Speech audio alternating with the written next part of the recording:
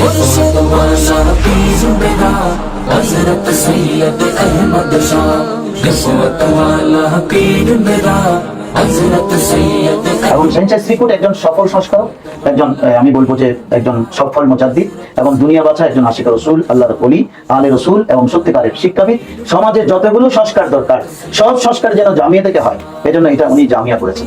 তিনি আলে রসুল ইসলামের 39তম উলাদিপাক, অনেকগুলো গুণে গুণান্বিত ব্যক্তিত্ব উনি। হাফেজুল কোরআন, মুহাদ্দিস, মুফাসসির, আলেম, সুন্নতের পাবন একজন শরীয়তের তৎকালীন সময়ের মুমতাজুল মুহাদ্দিসিন পাশাপাশি শাইখ শ্রীকুট রাদিয়াল্লাহু তাআলার জীবনে, যিনি কিনা কোরআনের পরিপূর্ণ বাস্তব প্রতিচ্ছবি। আমরা আমাদের দেশে অনেকটা দেখতে পাই যে ওই যে পীর মুরিদি করবার জন্য মুরিদ খুঁজে, আবার পীরের খেলাফত দেবার জন্য মানুষ খুঁজে। আল হযরতকে তো সবাই মেনে নিতে পারবেন না, কারণ আল হযরত তো ওই ধান্দাবাজদের বাপ মারার করে দিয়েছে, ধান্দাবাজদের তাবুতে আগুন লাগিয়েছেন আল হযরত। আসসালামু আলাইকুম ওয়া রাহমাতুল্লাহি ওয়া বারাকাতুহু। সম্মানিত ভিউয়ার্স, সবাইকে জানাচ্ছি শুভেচ্ছা এবং মোবারকবাদ। পবিত্র হজের মাস চলছে, হজের দ্বিতীয় মাস জিলকদ শরীফ। তো এই মুহূর্তে অনেকেই বিশ্বের বিভিন্ন প্রান্ত থেকে হারামাইন শরীফাইনের উদ্দেশ্যে অনেকেই পৌঁছে গিয়েছেন এবং তারা তাদের বিভিন্ন কার্যাদি সম্পন্ন করছেন। তো এই মোবারক মুহূর্তে আজকে আমরা নতুন একটি এপিসোড নিয়ে আপনাদের সামনে হাজির হয়েছি। আজকের এই এপিসোডে আমাদের সাথে থাকবেন বিদগ্ধ লেখক ও গবেষক, সরকারি আশিকানা আলিয়া ডিগ্রি কলেজের সম্মানিত সহকারী অধ্যাপক জনাব আলহাজ ডক্টর মোহাম্মদ আনোয়ার হোসেন সাহেব, দামাত বারাকাতুহুমুল কুদসিয়া। তো আমরা হুজুরকে আমাদের মুজাদ্দিদ টিভির স্টুডিওতে স্বাগত জানাচ্ছি। তো আজকে ইনশাল্লাহ আমরা আশা করছি একটি সুন্দর এবং প্রাণবন্ত আলোচনা আপনাদেরকে উপহার দিতে পারবো। তো আজকের আলোচনার বিষয়বস্তু হচ্ছে এই জিলকদ শরীফের 11 তারিখ, 11 জিলকদ শরীফ। আমরা এক মহান ব্যক্তিত্ব এই পৃথিবীতে, যিনি বিভিন্ন সংস্কার এবং বিশেষ করে মসলকে আলা হজরত প্রতিষ্ঠা, সুন্নিয়তের একটি ব্যতিক্রমী ধারা সূচনা করা এবং সেটাকে বাস্তবায়ন করা এবং ইসলামী শিক্ষার প্রচার প্রসারে করে একজন সফল উদ্যোক্তা এবং কিংবদন্তি প্রাণ পুরুষ, কুতুবুল আউলিয়া, সৈয়দুল আউলিয়া, বানিয়ে জামিয়া আহমদিয়া সুন্নি আলিয়া, শেখুল মাশায়েখ হযরত শাহ সুফি সৈয়দ আহমদ শাহ শ্রীকুটি রাদিয়াল্লাহু তাআলা আনহু। তো আজকে আমরা হুজুরের জীবনের বিভিন্ন গুরুত্বপূর্ণ দিক সম্পর্কে আলোচনা করব। আলোচনায় আমাদের সাথে প্রধান আলোচক হিসেবে আমাদের স্যার থাকবেন। তো প্রথমে আমি স্যারের কাছে যে বিষয়টি জানতে চাই, এখানে তো হুজুর কুতুবুল আউলিয়া বানিয়ে জামিয়া শাইখ শ্রীকুট রাদিয়াল্লাহু তাআলা আনহুর জীবনের বিভিন্ন দিক আছে এবং এটা একটা ব্যাপক বিষয়, যেটা আসলে সংক্ষিপ্ত পরিসরে শেষ করা সম্ভব নয়। তারপরও আমরা কয়েকটা পয়েন্ট আজকে নোট ডাউন করেছি। এই পয়েন্টগুলো মোটামুটি আমরা একটু একটু ফোকাস করার চেষ্টা করব এবং এই বিষয়গুলোতে আমরা জানি ইতিমধ্যে আপনি এই বিষয়ে অনেক আলোচনা করেছেন এবং আপনি বিভিন্ন সভা সেমিনারও হুজুরের জীবনের উপর আপনি আলোচনা করেছেন, বিভিন্ন দিক তুলে ধরেছেন। বক্তব্যের মাধ্যমে যেভাবে আপনি করেছেন, একইভাবে আপনি লেখনের মাধ্যমে করেছেন, সেটা আমরা জানি। তো আমি কয়েকটা পয়েন্ট যেগুলো শুরুতে একটু দর্শক শ্রোতাদের জ্ঞাতার্থে বলে দিতে চাই, সেটি হচ্ছে, প্রথম হচ্ছে আমরা একটা আইডিওলজি, একটা মতবাদকে প্রতিষ্ঠিত করতে হলে, প্রথমে যে বিষয়টা দরকার সেটা হচ্ছে স্যাক্রিফাইস, সেটা হচ্ছে আত্মত্যাগ, সেটা হচ্ছে কোরবানি। এবং সেটা কিন্তু আমরা একদম পৃথিবীর সূচনা লগ্ন থেকেই দেখি। এই হজের মাসে যদি আমরা একটু দেখি, একদম পেছনে যদি আমরা ফিরে যাই, হযরত ইব্রাহিম আলাইহিস সালাম, যিনি আজকের যে কাবায়ে মুআজ্জামা, কাবার যে আজকে এই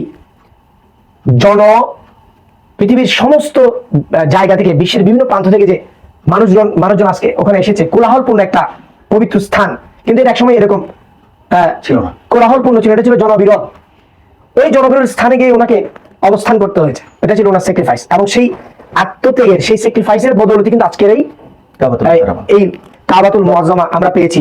এই মানাসিকের যে স্থানগুলো, মাকানাতুল মুকাদ্দাসা, এগুলো আমরা আজকে পেয়েছি। তাহলে ওখানে কিন্তু তার পেছনে কিন্তু একটা কি আছে? স্যাক্রিফাইস আছে। তাহলে আমাদের প্রথম পয়েন্ট হচ্ছে স্যাক্রিফাইস। দেন আমরা যে বিষয়টা দেখতে চাই যে আইডিওলজিক্যাল ডেভেলপমেন্ট বলতে আমরা যে বিষয়টা বুঝি, যে একটা গাছ আমরা রোপণ করলাম মাটিতে, প্রথমে বীজ আকারে রোপণ করলাম, বীজ থেকে সেটা অঙ্কুরিত হবে, একটা ছোট্ট চারা গাছ গজাবে, দুটি সবুজ পাতা, পরবর্তীতে সেটা একটা মহি রূপে পরিণত হবে। এই যে একটা বিষয়, এটাকে আমরা মোটামুটি এটাকে বলা চলে ডেভেলপমেন্ট। এবং কোরআনও কিন্তু সেটার একটা নজির স্থাপন করে গিয়েছে। যে আল কোরআন কারিমে যে বিষয়গুলো, যে হুকুম আহকামগুলো এসেছে, এগুলো কিন্তু রব্বে করিম রাসূল করিম সাল্লাল্লাহু আলাইহি ওয়াসাল্লামের মাধ্যমে উম্মতের জন্য একসাথে সব দিয়ে দেন নাই, ধাপে ধাপে। অর্থাৎ তাদেরকে প্রথমে এটাকে ইউজ টু বি করেছেন, অভ্যস্ত করেছেন, ধাপে ধাপে সেগুলো ইমপ্লিমেন্ট হয়েছে, আমলের মধ্যে এসেছে। তাহলে এটা হচ্ছে ডেভেলপমেন্ট। তো এই বিষয়টার উপর আমরা আলোকপাত করবো। অর্থাৎ সায়েন্সের শিক্ষক হচ্ছেন একজন আওলাদ রাসূল। তো আওলাদ রাসূল হিসেবে আওলাদ রাসূল অবশ্যই হচ্ছেন কোরআনের প্র্যাকটিক্যাল, এবং আওলাদ রাসূল যে কোরআনের প্র্যাকটিক্যাল, এটা আমরা হাদিসে পাকে পড়েছি, হাদিসে পাকের মধ্যে এটা দলিল আছে। কিন্তু বাস্তব একটা দৃষ্টান্ত বা একটা রিয়েল লাইফ এক্সাম্পল যদি দিতে হয়, সেটা কিন্তু আমরা দেখতে পাই হুজুর সায়েন্সের শিক্ষক রাদিয়াল্লাহু তাআলার জীবনে, যিনি কিনা কোরআনের পরিপূর্ণ বাস্তব প্রতিচ্ছবি। তো সেটা কিভাবে? কোরআনিক যে আহকাম, কোরআনের যে আহকামগুলো, সেগুলো যেভাবে ধীরে ধীরে ডেভেলপ হয়েছে, গ্রাজুয়াল প্রসেসে ডেভেলপ হয়েছে, ঠিক সায়েন্সের শিক্ষক রাদিয়াল্লাহু তাআলার যে কর্ম যজ্ঞ, তিনি শুধু একজন মহান আল্লাহর ওলি আধ্যাত্মিক সাধক ছিলেন তা নয়, তিনি একজন মহান কর্মবীরও ছিলেন। ওনার যে কর্ম পরিধি, সেটা কিন্তু তিনি আস্তে আস্তে ডেভেলপ করেছেন। যেমন প্রথম আমরা দেখতে পাই ওনার প্রথম যে প্রচেষ্টা প্রয়াস, সেটা ছিল আঞ্জুমানে শুরায়ে রাহমানিয়া, সেটা 1925 সালে তিনি প্রথম প্রতিষ্ঠা করেছেন। সেই তারও অনেক সময় পর, দীর্ঘ সময় পরে এসে তিনি আবার 54 সালে জামে আহমদিয়া, 1954 সালে জামে আহমদিয়া সুন্নি আলিয়া ভিত্তি স্থাপন করলেন। সেটার একটা প্রেক্ষাপট আছে, এবং সেটাও কিন্তু আমাদের থার্ড যেটা পয়েন্ট, যে দরুদে পাক পর বুনিয়াদ, অর্থাৎ দরুদ শরীফের উপর একটা জিনিসের কি দেওয়া, ভিত্তি দেওয়া, এবং সেটার কি পরিমাণ বরকত। এবং আমাদের যে চতুর্থ পয়েন্ট, সেটা হচ্ছে তিনি ইলমে দ্বীনকে নাম্বার 1 প্রায়োরিটি দিয়েছেন। এবং এটাও কিন্তু কোরআনের মানহাজ, কোরআন সূচিত হয়েছে যে শব্দ দ্বারা, ইকরা। এবং রাসূল করিম সাল্লাল্লাহু আলাইহি ওয়াসাল্লামের ব্যাপারে আল্লাহ তাআলা যে বিষয়টা বলছেন, যে সূরা রহমান শরীফ হচ্ছে রব্বুল আলামিনের নিয়ামতসমূহের একটা, আমরা বলতে পারি ক্যাটালগ, বলতে পারি তালিকা। সেই তালিকার একেবারে শুরুতে যেই কথাটি আছে, আর রহমান আল্লামাল কোরআন তালিমুল কোরআন, আল্লামাল কোরআন, এটাকে আমরা কি বলতে পারি? তালিমুল কোরআনের শিক্ষা। কোরআনের শিক্ষাটা কিন্তু নাম্বার 1, একটা একেবারে তালিকার সবার শুরুতে রাখা হয়েছে এটাকে। এবং সায়েন্সের শিক্ষক রাদিয়াল্লাহু তাআলা কিন্তু ওনার যে কর্মপরিধি, কর্মযোগ্য শুরু করেছেন, সেটার শুরুতে তিনি কিন্তু ইলমে দ্বীনকে টপ মোস্ট প্রায়োরিটি দিয়েছেন। এরপর বাকি আরো অনেক বিষয় আছে, তো আজকে আমরা এই বিষয়গুলোর উপর মোটামুটি ফোকাস করবো। তো শুরুতে আমি চলে যেতে চাই স্যাক্রিফাইসের ব্যাপারে। স্যাক্রিফাইসের, ওনার যে স্যাক্রিফাইস, উনি একজন মহান আওলাদ রাসূল ছিলেন, সৈয়দ জাদা ছিলেন, তিনি আফ্রিকা ওয়ালা হিসেবে খ্যাত ছিলেন। ওনার ধন সম্পদের কোনো কমতি ছিল না, ব্যবসায়ী ছিলেন, সফল ব্যবসায়ী। কিন্তু শেষ জীবনে এসে একজন মহান সাধক, পীর ও মুর্শিদের কাছে হুজুর খাজা আব্দুর রহমান চৌরভী রাদিয়াল্লাহু তাআলা, যিনি কিনা কোনো মাদ্রাসায় না পড়ে 30 পারা দরুদ শরীফের বিশাল সম্ভার প্রণয়ন করেছেন, তো ওনার কদমে যে নিজেকে সঁপে দেওয়া, এই বিষয়টার উপর আপনি এটাকে কিভাবে মূল্যায়ন করবেন? স্যাক্রিফাইস বিষয়টার উপর। মাওলানা সাকিব কাদরী সাহেব, আপনাকে অসংখ্য ধন্যবাদ। আপনি দাদা হুজুর কেবলা বর্ষা পাক উপলক্ষে একটা গুরুত্বপূর্ণ বিষয় আমাদের সামনে পেশ করেছেন। এই জাতীয় অনুষ্ঠান উদ্যোগ নেবার জন্য আমি মজাদুর টিভি এবং টিভি কর্তৃপক্ষ, বিশেষ করে আপনি আমাদের সঙ্গে আছেন, আপনাকে এবং আমাদের এই যিনি এই সমস্ত বিষয়গুলো যিনি ইয়া করছেন, আমাদের তাদু শরিয়াত হোসেনের মাদ্রাসার সম্মানিত মহাপরিচালক জি নিজামুদ্দিন হলো, আমরা কৃতজ্ঞ। পাশাপাশি দর্শক শ্রোতা যারা আমাদের সাথে যুক্ত আছেন, আমাদেরকে যারা দেখতে পাচ্ছেন, আপনাদের সকলকে মোবারকবাদ। আসসালামু আলাইকুম ওয়া রাহমাতুল্লাহি ওয়া বারাকাতুহু। আমাদের সম্মানিত উপস্থাপক, আপনি একটা গুরুত্বপূর্ণ বিষয় তুলে ধরেছেন, যেমন দাদা হুজুর কেবলা সৈয়দ আহমদ শাহ সিরকুটি রাহমাতুল্লাহি আলাইহি, সেই পাকিস্তানের পেশোয়ারে যার জন্মভূমি, ওনাকে পেশোয়ারি হুজুর হিসেবে চিনেন। তিনি আলে রসুল করিম সাল্লাল্লাহু আলাইহি ওয়াসাল্লামের 39তম ওলাদে পাক, অনেকগুলো গুণে গুণান্বিত ব্যক্তিত্ব। উনি হাফেজুল কোরআন, মুহাদ্দিস, মুফাসসির, আলেম, সুন্নতের পাবন একজন, শরীয়তের তৎকালীন সময়ের মুমতাজুল মুহাদ্দিসিন, পাশাপাশি একজন বড় ব্যবসায়ী। তিনি আফ্রিকাতে ব্যবসা করতেন, ইনাকে আফ্রিকান ওলা হুজুর হিসেবে চিনে। টাকা পয়সা, ধন সম্পদের কোনো কমতি ছিল না। কিন্তু আসলে একটা জায়গায় ওনার আম্মাজান ওনার মধ্যে একটা জিনিস কমতি লক্ষ্য করেছেন, কারণ একজন আলে রসুল, একজন আলিম, একজন হাফেজ, ইলমে দ্বীন প্রচারে কিন্তু ওনার বিশাল এক জিম্মাদারি থাকে। আমাদের দেশে অনেক আলেম ওলামা বলেন যে আলেম ওলামা যে কোনো কাজ করতে পারবেন, কোনো অসুবিধা নেই, ব্যবসা বাণিজ্য করবেন, চাকরি করবেন, সব করবেন, কিন্তু এটার মূল টার্গেট থাকবে যে আমি যে ইলমটা অর্জন করেছি সেটা বিতরণের জন্য, সেটা আমার ওয়ারিসানদের মধ্যে রেখে যাওয়ার জন্য, রসুলের ওয়ারিস হিসেবে আমি কতটুকু অবদান রাখতে পেরেছি। এই জন্য ইনার আম্মাজানও সৈয়দ জাদি ছিলেন এবং মিনার আব্বাজানও সৈয়দ জাদা ছিলেন। সেই দৃষ্টিকোণ থেকে আম্মাজান ওনাকে ডেকে বললেন, বাবা তুমি সব কাজ ঠিক আছে তোমার, কিন্তু আমি তো এগুলো করবার জন্য তোমাকে পৃথিবীতে দুনিয়া দেখাইনি। কারণ ওনার আম্মাজান চিন্তা করেছিলেন যে এই জাতের কপালে এমন একটা নূর আছে, যে নূরটা দিয়ে বিশ্বব্যাপী আলো পাবে বিশ্বের মানুষ। এটা মা কিন্তু সবচেয়ে কাছে থাকেন, তো তাই মা বুঝতে পেরেছিলেন। সব মা কিন্তু বুঝতে পারারই কথা, যেহেতু পবিত্র একটা বংশধারা, এবং বাষ্পন অবস্থায় ওনাকে কাছ থেকে দেখার সুযোগ হয়েছে। মা কিন্তু সন্তানকে সবচেয়ে কাছ থেকে দেখা, কাছ থেকে দেখেন, এই সুযোগটা কারো হয় না। হ্যাঁ, এরপরে বিবিরা দেখেন। তো মা কিন্তু এটা দেখবার পরে চাচ্ছিলেন যে সন্তানকে আসল জায়গায় নিয়ে যাবার জন্য, তোমার কাছে নিয়ামত আছে, এই নিয়ামত বিশ্ববাসী উপকৃত হবে। তাই তিনি তাকে উদ্বুদ্ধ করলেন যে তুমি একজন পীরের দরবারে যাও, তুমি শরীয়তের ইলম অর্জন করেছো, আর শরীয়তের সেই ইলমকে পরিপূর্ণ একটা জায়গায় নিয়ে যাবার জন্য তোমার ইলমে মারফতের দরকার আছে। আর ইলমে মারফতটা কিন্তু কোনো মাদ্রাসা ইউনিভার্সিটিতে পড়ানো হয় না, ওটা কোনো পীর দরবেশ যারা আল্লাহ রসুলের সিনা বসিনা এলেম যাদের কাছে এসেছেন ওরকম একজন বুজুর্গ সাধকের সান্নিধ্যে থেকে অর্জন করতে হয়। যেমন আমরা এই সিলসিলা একটু পরে আমি আপনাকে বিষয়টা উপস্থাপন করবো, আপনি বুঝতে পারবেন। যখনই ওনাকে বললেন যে তুমি একজন হক্কানি পীরের খোঁজে যাও এবং তার সান্নিধ্যে কিছুদিন তুমি অবস্থান করো, শরীয়তের ইলম দুনিয়াবি ইলম সবকিছু এসেছে, জাগতিক ইলম এসেছে, কিন্তু ইলমে মারফত তোমার কাছে এখনো আমি কমতি দেখতে পাচ্ছিলাম, যেটা দুটো সমন্বয় হলে কিন্তু নূরের প্রদীপটা প্রস্ফুটিত হবে, নূরের প্রদীপটা জ্বলে উঠবে। আমি একটা প্রদীপ দেখতে পাচ্ছি কিন্তু প্রদীপটা হাইলাইটস হচ্ছে না, আরেকটা প্রদীপ দরকার, কিছু একটা অভাব আছে। জি জি, এটা হচ্ছে মোটিভেশনাল জ্ঞান অর্জন করার জন্য ওস্তাদের কাছে যেতে হয়। যেমন আমরা অনেক ওস্তাদের কাছে আমি পড়েছি, ইমাম বুখারীর রহমাতুল্লাহ 1080 জন ওস্তাদের কাছে পড়েছেন, কিন্তু সব ওস্তাদ কিন্তু ওনাকে প্রভাবিত করতে পারেননি। দুই একজন ওস্তাদের একটা প্রভাব ছিল থাকে। এজন্য যেমন যে ইমাম মুহাম্মদ ইবনে আবু ইউসুফ রাহমাতুল্লাহ আলাইহিকে ইমাম আবু হানিফা প্রভাবিত করেছেন, করতে পেরেছেন। ছাত্র তো অনেক পড়িয়েছেন এবং শেষ পর্যন্ত ওনারা স্বতন্ত্র মাযহাব প্রতিষ্ঠা করা ব্যক্তি রেখে হানাফিয়তকে কিন্তু কি করেছেন। নিজেরা দুজন আর ছাত্র কিন্তু হাজার হাজার পড়িয়েছেন, সবচেয়ে বেশি প্রভাবিত করেছেন দুজনকে। এজন্য আমাদের মাই সাহবা দাদাউদ কেবলা আম্মাজান কেবলা ইনি চিন্তা করলেন যে ওনাকে একজন সত্যিকারের পীরের সান্নিধ্যে পৌঁছাতে হবে। আসলে কোথায় যেতে হবে, কাকে যেতে হবে, ইনারাও কিন্তু একজন উলিয়া ছিলেন, এলমি মারিফতের রাডারে ধরা পড়েছে। এজন্য বললেন যে আমি হরিপুরে একজন বুজুর্গ পীর আছে চৌর শরীফে, তুমি ওনার সান্নিধ্যে যাও। যাবার পরে কিন্তু আব্দুর রহমান চৌরবী রহমতুল্লাহ ইনি তো এলমে লাদুনির প্রসবনী শক্তি, উনি কিন্তু হযরতকে দেখেই বুঝতে পেরেছেন যে আমি তো তোমাকে অনেক দিন থেকে খুঁজতেছিলাম, তুমি আমার মুরিদ হবা না, বরঞ্চ তুমি আমার মুরাদ হবা।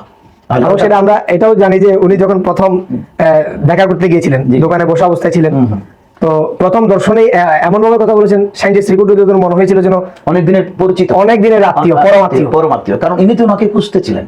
এটা তরিকতের ভাষায় আপনি হয়তো খেয়াল করবেন, এরকম বুজুর্গরা আমরা আমাদের দেশে অনেককে দেখতে পাই যে ওই যে পীর মুরিদি করবার জন্য মুরিদ খোঁজে, আবার পীরের খেলাফত দেবার জন্য মানুষ খোঁজে। আসলে এটা খোঁজাখুঁজির বিষয় নয়, বিষয়ের পক্ষ থেকে হক্কানি পীরের কাছে এলহাম আসে যে তোমার কাছে যে নিয়ামতটা আছে এটা অমুকের কাছে হস্তান্তর করো, আর যিনি হস্তান্তর নেবার যোগ্য ওনাকেও বলে দেওয়া হয় তোমার জন্য অমুক ব্যক্তি নিয়ামত নিয়ে বসে আছেন, তুমি ওনার থেকে সেটা কবুল করো। ঠিক এক্স্যাক্টলি তাই হয়েছে। দাদা হুজুর কেবলাকে খাজা আব্দুর রহমান চৌরবী রহমতুল্লাহ চাচ্ছিলেন, খুঁজছিলেন, মুরিদকে পীর খুঁজতেছে আর মুরিদ পীরকে খুঁজতেছে। এই যে কিন্তু তালেব মতলুব, জি জি, সমন্বয় হবার পরে দেখলেন যে বলছে না, এই ছাত্রকে তো আমি খেলাফত তরিকতের সবক দিয়ে এখান থেকে বিদায় করে দেওয়া ঠিক হবে না, আমি তো আমার ছাত্র পেয়ে গেছি, পরম রত্ন, আমার ইউনিভার্সিটিতে আমি ভর্তি করাবো এবং তাকে আমার সান্নিধ্যে রেখে দেবো, তাকে আর ছুটি দেবো না।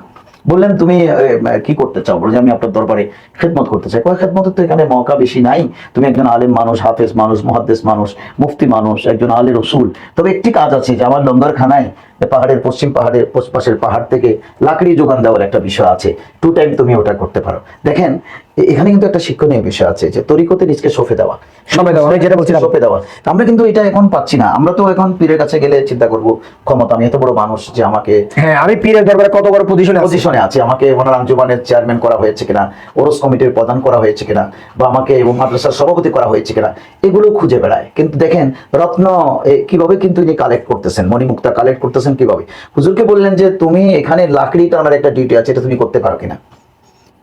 আমরা হলে কি করতাম, আমি এত বড় আলেম মুমতাজুল মুহাদ্দিস, আপনার বাড়িতে প্লাস্টিক ইয়ে করার জন্য টানার জন্য আসছি, আমি তো ছাত্র পড়াতে, শুধু মুমতাজুল মুহাদ্দিস নয়, সৈয়দ জাদা, আবার সবচেয়ে বড় আমি ব্যবসায়ী। পয়সা থাকলে যেটা হয়, পয়সা থাকলে এখন আমরা কেউ মাদ্রাসায় আমাদের ছেলে মেয়ে পড়াতে চাইবো না, ইংলিশ মিডিয়ামে পড়াতে, কিন্তু সেখানে ওনার পয়সাও আছে। উনি বললেন জি বাবা, যিনি রাজি হয়ে গেলেন যে ঠিক আছে আমি ওটা ডিউটি নিতে চাই, কিন্তু ডিউটিতে ভর্তি করিয়েছেন, ছুটি কখন সেটা বলেননি। 2 টাইম কিন্তু ইনি 7 মাইল দূরে পাহাড় থেকে প্রত্যেকদিন লাকড়ি টানা শুরু করেছেন। এটা একাধারে 12 বছর ওনাকে আর ছুটি দেওয়া হয়নি, কিন্তু ছুটি নেওয়ার সুযোগ নেই। পীর যতক্ষণ না বলবেন না, তরিকতের ভাষায় এই ক্লাসগুলো কিন্তু 1 বছর আমাদের একটা ক্লাস, যেমন আপনাদের এখানে দর্শনে যাবি মাদ্রাসায় একটা সময়ের পরে আমরা তাকে পরে ক্লাসে দিয়ে দিই, কিন্তু কাদরিয়া তরিকায় এই টাইম পিরিয়ডটা হচ্ছে 12 বছর। এই জন্য উনি 12 বছর রেখে দিয়েছেন। অর্থাৎ একজন এবং এটা হুজুর গৌসে পাক রাদিয়াল্লাহু আব্বাজানের ক্ষেত্রে আব্বাজানের ক্ষেত্রে আমরা দেখেছি কাদের এখানে একটা যোগসূত্র কিন্তু আছে। জি, আবার সৃষ্টিতে এটা 20 বছর, যেমন খাজাজি উসমান হারুনি খাজা গরিব নওয়াজকে 20 বছর সান্নিধ্যে রেখেছেন। আচ্ছা, আচ্ছা। উনি 12 বছর রেখেছেন, কঠিন সাধনা করিয়েছেন। এটা হচ্ছে রাখা মানে ওনাকে পর্যবেক্ষণ করা। এই 12 বছরে ওনার থেকে পীর একটা সগীরা গুনাহ হতে দেয় নাই, ট্রাফিকের মতো ওনাকে আঁকড়ে রেখেছে। ইন্টেনসিভ কেয়ার যেটা কেয়ার যেটা করেছেন, কেয়ার করছেন কি জন্য? কারণ তোমাকে বিশ্বময় সেই দায়িত্ব পালন করতে হলে তোমাকে এমন ভাবে গড়ে তুলতে হবে তোমাকে, যে তোমার ভিতরে একটা সগীরা গুনাহ না থাইকা তোমার জাহের বাতেনকে দুরুস্ত দেখতে হবে। কারণ নূর এলমে নূর, এলিমেন্ট শরীয়তের নূর, তরিকতের নূর, মারিফতের নূর গুনাহগারের কাছে আসে না, দুটো একটা হয় না। এজন্য যারা পীর হবেন এদেরকে কিন্তু সুন্নতের পাবন এমন ভাবে হতে হবে যে ওনার জীবনে একটি ছোট্ট আদনা সুন্নত কষে পড়তে পারবে না। জিনকি হার হার আদা সুন্নতে মুস্তাফা ইসে পীর তরিকত পে লাখো সালাম। আরে হযরত সেজন্যই বলেছেন ওরকম পীরকে আমি সালাম দেই। উনি তব পীর, আমাদের দেশে যারা ব্যবসা করার জন্য পীর আসছেন ওনাদের সাথে আল্লাহ হযরতের কোনো রক্ত আবদ্ধ নেই, এরকম পীরকে সালাম দিই। এবং এরা কিন্তু এরকম এই দরবারগুলো যাদেরকে আমরা দরবার বলছি, আসলে দরবারের সঙ্গে কিন্তু এরা পড়ে না।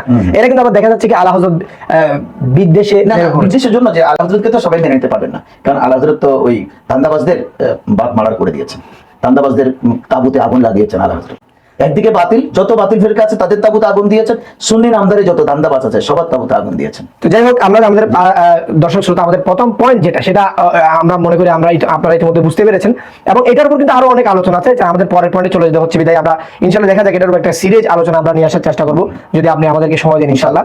তো স্যাক্রিফাইসের উপর যেটা আমরা এখান থেকে বুঝতে পারলাম, যে এখানে বর্তমানে আমাদের যে সমস্যাগুলো আমরা ফেস করছি এগুলোর সমাধান কিন্তু শাইখ সিরিকুলের জীবনীতেই আছে।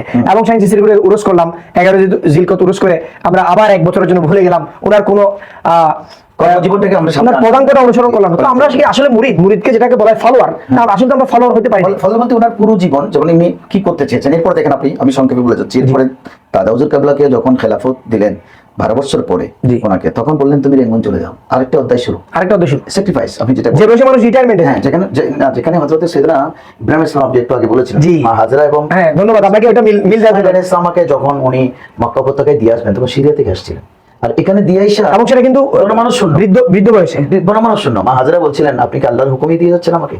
ওই আল্লাহর হুকুমে দিয়ে যান, আমার কোনো আপত্তি নেই, আমরা এখানে দুজনেই সাবের এবং সবর করবো। এবং সবর করেছেন বলে আজকে বলে গুলজার হয়েছে, বলতে আমিন হয়েছে। ঠিক এক্স্যাক্টলি সেদিন আমি হলে কিন্তু প্রতিবাদ করতাম মসজিদের দরবারে, হুজুর আমি আপনার বাড়ি থেকে যেতে চাই না, আমি আপনার এখানে থাকবো, কারণ আপনাকে ভুলে আমি থাকতে পারবো না। হযরত বলেছেন না তোমাকে রেঙ্গুন চলে যেতে হবে। রেঙ্গুন কিন্তু তখন রঙ্গমঞ্চের জায়গা ছিল, অর্থাৎ যত রকমের। এবং এখানে একটা বিষয় আছে, শাইখ সিরিকুল মনে মনে একটা খেয়াল ছিল তিনি লাহোর জামে মসজিদের খতিব হবেন। না, মনে মনে পীর কেবলা কিন্তু অন্যভাবে দেখেছেন, লাহোরে থাকলে তো উনি কোরমা পোলাও খেয়ে থেকে যেতে পারতেন, খতিবের জন্য কোনো কিছুর কমতি থাকতো হয়তো আজকে বাংলাদেশে জামিয়া হতো না। কিন্তু আমার এই জন্য সবচেয়ে একটি বড় কথা কি, সৈয়দ আহমদ শাহ শ্রীকুটি রহমতুল্লাহ কিন্তু চট্টগ্রামে বা রেঙ্গুনে আসেননি, ওনাকে পাঠানো হয়েছে। আশা এবং পাঠানোর মধ্যে বেশ কম আছে। আমাকে যদি এখানে রাষ্ট্রীয় পক্ষ থেকে দায়িত্ব দিয়ে পাঠায়, এই আপনার তাজুশরিয়া মাদ্রাসার সকলে কিন্তু সেদিন উন্মুখ হয়ে থাকবে মেহমান কখন আসবেন। হঠাৎ শিখে আমার গুরুত্ব নেই, উনি এখানে আসেননি, ওনাকে পাঠানো হয়েছে। আমরা যেমন ফেরি করি, আমরা দিন ফেরি করি, এলএম ফেরি করি, উনি ফেরি করতে আসেন, ওনাকে পাঠানো হয়েছে। যেমন গরিব নওয়াজকে হুজুর সরকার দু আলম সিস্টেম পাঠিয়েছেন মুনতাখাব, যিনি পাঠিয়েছেন ওনাকে পাঠানোর পিছনে একটা উদ্দেশ্য থাকে। দাদা হুজুর কেবলা কেন রেঙ্গুন পাঠালেন? উনি জানতেন বাংলাদেশি ব্যবসায়ীরা, ধর্মপ্রিয় মানুষেরা রেঙ্গুন আসা যাওয়া করে, এই সুবাদে হযরতের সাথে ওনাদের পরিচয় হবে এবং দ্বিতীয় মঞ্জিল চট্টগ্রামে আসার একটা পথ সুগম হবে।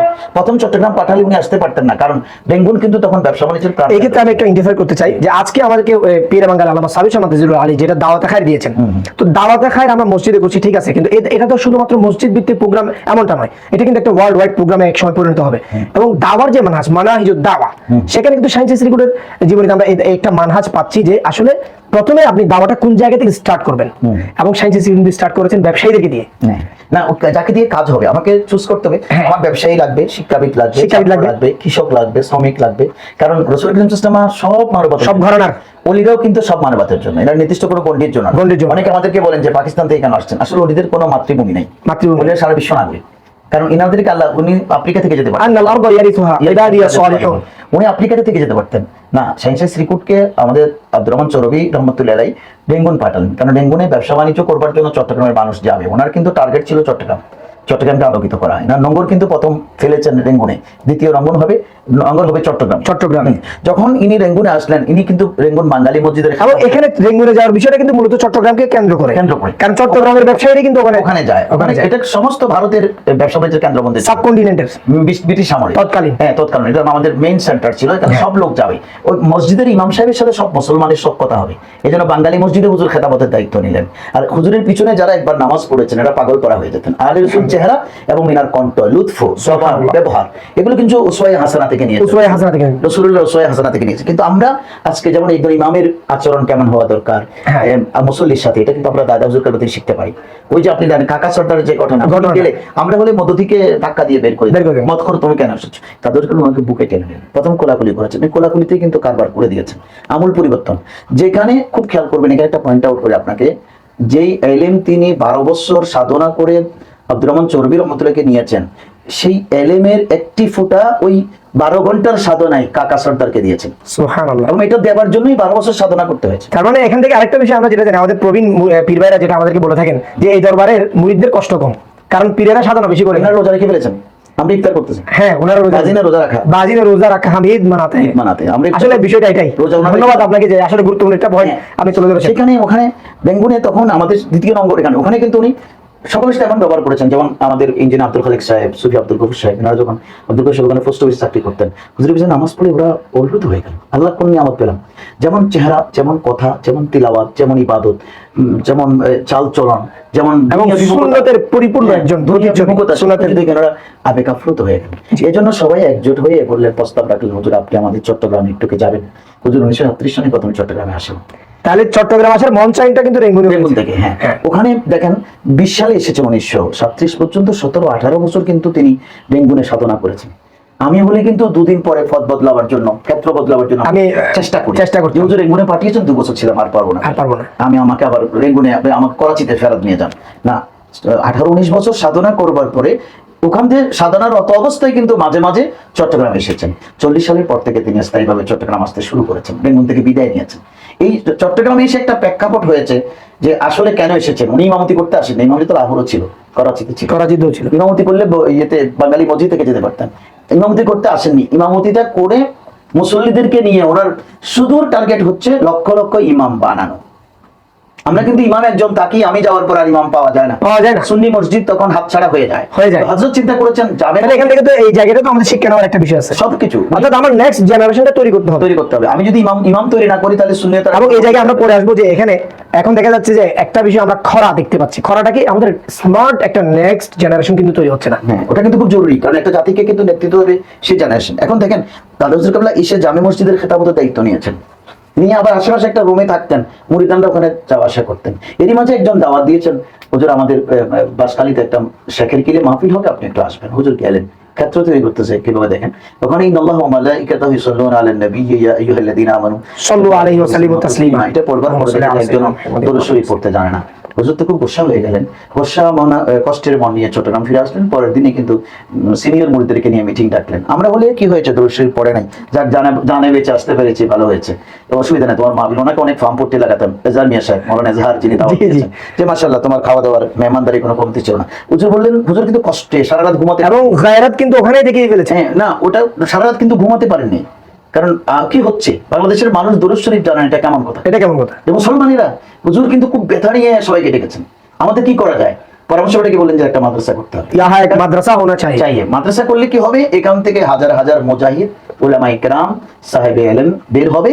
ওরা মসজিদ মাদ্রাসা জাতির কাছে দরুদ শরীফের আজমত ফজিলত, রাসূলুল্লাহর আজমত ফজিলত বয়ান করে, এবং শেষ পর্যন্ত সেটাই হয়েছে যে আজকে আমরা দেখতে পাচ্ছি। কি স্বপ্ন দেখেছেন হযরত, কিন্তু তখন মাদ্রাসার জায়গা খুঁজে বের করে এটাকে মাসলাক আলে হযরত রূপে না দিয়ে, অথচ যখন প্রতিষ্ঠা করেছিলেন তখন কিন্তু সাধারণ মানুষের কাছে মনে হয়েছে না এটা তো একটা আকাশ কুসুম কল্পনা, আর দরকার নাই। অনেকে মনে করেছেন যে বাংলাদেশে তো অনেক মাদ্রাসা আছে, আরেকটা মাদ্রাসা দরকার কি। তখন মানুষ ওহাবি সুন্নি এগুলো বুঝতেন না। হাটাজারি মাদ্রাসা ছিল, সবাই মনে করেছেন হাটাজারি মাদ্রাসা অনেক বড় মাদ্রাসা, উনি আপনি কেন এই শেখ আমেরিকা মাদ্রাসা কেন করবেন।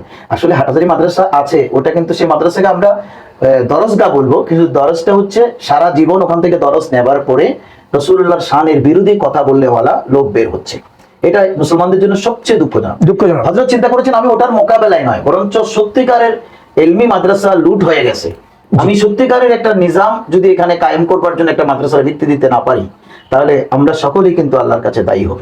তখন বাংলাদেশি উলামা ইকরাম, বিশেষ করে আল্লামা শির বাংলা রহমতুল্লাহকে হুজুর ডাকলেন, হুজুর ওনাকে মহব্বত করতেন, বললেন আপনি তো মাঠ ময়দান চষে বেড়াচ্ছেন, পরিষ্কার করতেছেন মাঠ, কিন্তু আমি চাচ্ছি আপনার এই আদর্শকে সামাজিকভাবে প্রাতিষ্ঠানিক রূপ দেওয়ার জন্য মসলকে আলে হজরতের উপর একটা মাদ্রাসা দেওয়া, এবং হজরতকে সরাসরি বলেছেন মাই মাদ্রাসা শের বাংলা রহমতুল্লাহকে নিয়ে বানায়া, হুজুর এটা আমি আপনার জন্য বানিয়েছি, কারণ আপনি মাদ্রাসা বানাইবার মতো সময় নেই, আপনি তো ময়দানে চষে বেড়াচ্ছেন, কিন্তু পাশাপাশি আপনাকে বেকিং দেওয়ার জন্য, সাপোর্ট দেওয়ার জন্য বিশাল একদল আলেম দরকার, এটা আমি তৈরি করবার কারখানায় জামিয়াকে বানিয়েছি।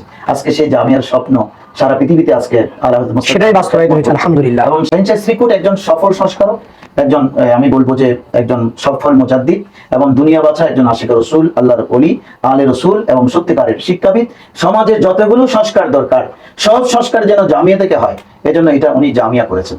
মসলকে আলে হযরতের মসলকে আলে হযরত, হ্যাঁ মসলকে আলে হযরত মানে আলে হযরত শুধুমাত্র একজন আলেম বললে ভুল হবে, উনি একজন বিজ্ঞানী, উনি একজন মুফাসসির, উনি বলা যায় ইনি এনসাইক্লোপিডিয়াতে যত কিছু বিশ্বকোষ, জ্ঞানের বিশ্বকোষ, এই বিশ্বকোষকে যদি আমরা জামিয়ার মাধ্যমে এস্টাবলিশ করতে পারি, তাহলে জামিয়া সেই স্বপ্নের জায়গায় পৌঁছতে পারবে। এখনো কিন্তু আমাদের অনেক স্বপ্ন বাকি, অনেক পথ চলা বাকি, এবং সেটার জন্য স্যাক্রিফাইস দরকার। আমরা কিন্তু স্যাক্রিফাইস এখন একদম কমিয়ে ফেলেছি আলেম সমাজকে, সেজন্য অনেক দূর স্যাক্রিফাইস করবার মানসিকতা নিয়ে আমাদের প্রত্যেকের জায়গা থেকে আমাদের সংস্কার কিছু ত্যাগ দিতে হবে। এগিয়ে নিলে দাদা হুজুর কাবলা আমাদের উপর খোশ হবে, রোজা পাক থেকে আমাদের জন্য দোয়া করবেন। এটাই হচ্ছে আসলে মূল কথা। এনার রোজা পাকের প্রতিপাদ্য বিষয় হবে আজকে। দেখেন আমি আসলে একটু কথা বলি যে রোজা পাক অনেকে চিন্তা করে যে সুললিত সুরেলা কণ্ঠ ওনার জীবন চরিত আলোচনা হবে, এরপর আমরা কিছু তাবারুক এটাকে চলে যাব না। আমি রোজা পাককে এই গণ্ডিতে আবদ্ধ করতে চাই না। রোজা পাক হচ্ছে একটা ব্যাপক সংস্কারমূলক কাজ। এটা নিয়ে ওয়ার্কশপ, কর্মশালা এগুলো এটা আমাদের এক সপ্তাহ ব্যাপী হতে পারে, এক সপ্তাহ ব্যাপী। এটা আমরা অনেকগুলো সেশনে ভাগ করব। যেমন ওনার জীবনের উপরে আমরা জামিয়াতে ওয়ার্কশপ করবো, এটা ঠিক আছে, কিন্তু একটা আন্তর্জাতিক মানের হলে চট্টগ্রামে আমরা দুদিন আগে একটা সেমিনার করতে পারি, এবং সেখানে আমরা শুধুমাত্র আলেম না, আলেম আমরা বেছে বেছে 2-4-5 জন শিক্ষাবিদ, স্কুল কলেজ ইউনিভার্সিটির প্রফেসর, বিভিন্ন স্কুল কলেজ ইউনিভার্সিটির ছাত্রদেরকে নিয়ে আসতে পারি। এনাদের কাছে আমরা উপস্থাপন করতে পারি যে সৈয়দ আহমদ শরীফ কি জিনিস, উনি 54 সনে জামিয়া কেন প্রতিষ্ঠা করেছেন। তখন আমাদের জাতির কাছে বিশিষ্ট স্পষ্ট হবে, এবং মসলকে আলে হযরতটা কি জিনিস সেটা আমরা ফুটিয়ে তুলতে পারবো। তাহলে একজন ওলির কিন্তু ওরসটা সাকসেস হবে। এখন আমরা ওরস বলতে যেটা বোঝাচ্ছি যে হইচই করবো, এখানে আব্দুল তবলা বাজার, ওরসের একটা বিকৃত সংজ্ঞা কিন্তু মানুষ জেনে ফেলেছে, এবং এটাকে কিন্তু তারা সঠিক মনে করছে, এবং অনেকে ঘৃণা করে প্রত্যাখ্যান করেছে, প্রত্যাখ্যান করছে। এটা কিন্তু খুব খারাপ যে একটা ভালো জিনিসকে ঘৃণা করে প্রত্যাখ্যান করছে জাতির সামনে। এবং একটা ভালো জিনিসের আমি মানে বিজ্ঞাপন তো করছি না, মানে আমি তো ভালোভাবে উপস্থাপন করতে পারছি না, বাট এমন কিছু করছি যেটা কারণে ভালো জিনিসটা মানুষ নিচ্ছে না। এখন এই দাদা হুজুর কাবলার ওরসে পাক কেন্দ্র করে আমাদের এক সপ্তাহ ব্যাপী কর্মসূচি থাকা দরকার, এবং সেশন থাকা দরকার। এই সেশনগুলোতে আমাদের বিভিন্ন আঙ্গিক আলোচনা। এখনো পর্যন্ত আমরা প্রথম পয়েন্টে থেকে গেলাম স্যাক্রিফাইস। এই যে অনেকগুলো পয়েন্ট আছে, প্রত্যেকটা পয়েন্টের কিন্তু আলাদা আলাদা সেমিনার হতে পারে, এবং প্রবন্ধ। আমরা অনেক সময় শুধু ওনার কারামতটা বয়ান করতে হয়তো ভালোবাসি, এবং মাহফিলগুলোতে এটাতে মুহুর্মুহুর নার আসবে, কিন্তু কারামতের রিফরমেশন যেটা সংস্কার, কারামতের আগে যে সংস্কারগুলো আছে সেগুলো আড়ালে রেখে দিয়েছে। উনি দেখেন ডেঙ্গুর অবস্থানকালীন সময় ওনার সাহেব যদি ইন্তেকাল করেছিলেন, উনি কিন্তু আমরা শুনতে পাই উনি রুহানিভাবে গিয়েছিলেন, কিন্তু উনি জাগতিকভাবে ওখানে যাননি। এই যে স্যাক্রিফাইস, এটা কিন্তু আমরা পারবো না। আমার বাচ্চা মারা যাবে, আমি মাদ্রাসার জন্য কেন বসে থাকবো? রেঙ্গুনে আমি হুজুরদের পীরের নির্দেশ পালন করার জন্য অনুমতি ছাড়া আমি দেশে ফিরে যাবো না, এরকম সংস্কারও কিন্তু বিশ্বে এখন বিরল। এই জন্য দাদা হুজুর কাবলা সবসময় অনন্য। ইনাদের প্রত্যেকটা জাত, ইনি তৈফসুর কাবলা, বর্তমান ওনাদের বংশের হাজরা থেকে ইনাদের স্যাক্রিফাইস গুলো দেখলে অবাক লাগে। আপনি এখনো দেখবেন বাংলাদেশ থেকে কোনো মেহমান করাচিতে গেলে, করাচি থেকে হযরতের বংশের কেউ না কেউ ড্রাইভ করে নিয়ে যাচ্ছেন, ওখানে মেহমানদের ওনারাই করছেন, পথে খাওয়া। এমন একটা দরবার যেখানে কোনো গান বাক্স নাই, যেখানে কোনো কাজের লোক নাই। অনেকে আমাদের একটা ভুল বার্তা দেয়, যে আমি দর্শকদের উদ্দেশ্যে বলতে চাই আপনার মাধ্যমে, ভুল বার্তা দিবে যে ওনারা পাকিস্তান থেকে এখানে টাকা পয়সা নেওয়ার জন্য আসে, নাউযুবিল্লাহ। অথচ ইনাদের ব্যক্তিগত জীবনে স্টাডি না করে কেউ মন্তব্য করা ঠিক না। আপনি কোনো মানুষ সম্পর্কে এরকম ধারণা করলে তো আপনার কোরআনে মানা, আপনি পাপ করছেন। কিভাবে জানেন যে ওনারা টাকা পয়সা দিতে আসেন, ওনার আরো যেখানে দরকার বললেন যে তোমরা উদ্যোগ নাও, টাকা পয়সার কোনো কমতে হবে না, এটা হাজরাতে কেরাম মিলিয়ে দেবে। অর্থাৎ ওনারা সেই সংস্কার করতে পেরেছেন বলে পীরের কোনো বংশধর চট্টগ্রামে থাকেন না, তারপরে মাদ্রাসা ইনাদের প্রতিষ্ঠান আঞ্জুমান গৌসিয়া কমিটি ঠিকভাবে চলছে, কোনো অসুবিধা হচ্ছে না। এই যে রুহানিভাবে ইনারা শ্রীকোটের পাহাড় থেকে চালাচ্ছেন, এতে কোনো সন্দেহ নেই। কিন্তু এটা আমরা শুধু আলেম ওলামা জানলে হবে না, আমাদের দেশে ওনাদের সেই রুহানি যে নির্দেশনা, রুহানি যে কন্ট্রোল, এটার সাথে যদি আমাদের স্যাক্রিফাইসটা যুক্ত হতো, তাহলে এখানে আমরা পরিপূর্ণ সাকসেসটা নিয়ে আসতে, মানে পরিপূর্ণ সফলতাটা আমরা নিয়ে আসতে পারতাম। আমাদের ভাইগুলোকে জন্য আমাদের ভাইগুলোকে আরো পরিশুদ্ধ হতে হবে, আমরা আরো পরিশুদ্ধ হতে হবে। এটার জন্য আসলে আমি যে বলি তরিকতের যে বিভিন্ন উঁচু মার্গে যে বিষয়গুলো আছে, ওগুলো কিন্তু প্রশিক্ষণ আকারে ঢুকিয়ে দিতে হবে। যেমন গৌসিয়া কমিটির প্রত্যেকটা ভাইকে আমাদেরকে গড়ে তুলতে হবে, এমনভাবে গড়ে তুলতে হবে যে এনারা যেন বুঝে যায় যে আসল সুন্নিয়ত এটা, জামিয়ার উদ্দেশ্য এটা, গৌসিয়া কমিটির উদ্দেশ্য এটা। এটা না বুঝে আমি দৌড়লে কোনো লাভ নেই। এজন্য মোজাদ্দেদ টিভি সুন্দর আলোচনার ব্যবস্থা করেছেন, আসলে আপনাদেরকে ধন্যবাদ। মূলত আমাদের একটা সেশনকে আমরা লম্বা করতে চাই না, জি। কারণ লম্বা করলে দর্শকদের একটু ধৈর্যচ্যুতি হবে, অনেক আমাদের সাথে থাকতে হবে। জি। 10 থেকে 15 মিনিট আপনাকে আমি ইনশাআল্লাহ। বলবো, 10 থেকে 15 মিনিট আপনি ছোট ছোট সেশন করেন, আর যদি লম্বা সময় নিয়ে আমরা কয়েকটা সেশন করতে পারি তাহলে ইনশাআল্লাহ দেখবেন এই সমস্ত বুজুর্গ, আমরা চাইলে আমাদের দেশীয় যে বুজুর্গরা হতেন যেমন শেখ রহমতুল্লাহ আলাইহি, ওনার সেবা উপলক্ষে আমরা এখন এটা চলতে থাকবে, এটা ধারাবাহিক প্রক্রিয়া। আপনাকে ধন্যবাদ এবং মোজাদ্দেদ টিভির যারা যুক্ত আছেন আপনাদের এই নবযাত্রাকে আমি শুভকামনা করছি। উত্তরোত্তর এটার মাধ্যমে আমি অনলাইন জগতে মানুষ উপকৃত বলে আমার শ্রদ্ধা করছি। ধন্যবাদ আপনাকে। ধন্যবাদ। আসসালামু আলাইকুম। আসসালামু আলাইকুম রহমতুল্লাহ। আসসালামু আলাইকুম। वाला पीर मेरा हजरत सैयद अहमद शाह, रिफवत वाला पीर मेरा हजरत सैयद अहमद शाह, रिफवत वाला पीर मेरा हजरत सैयद अहमद शाह, रिफवत वाला पीर मेरा हजरत सैयद अहमद शाह। बज़्म तेरी आया जो अपनी मुरादें पाया।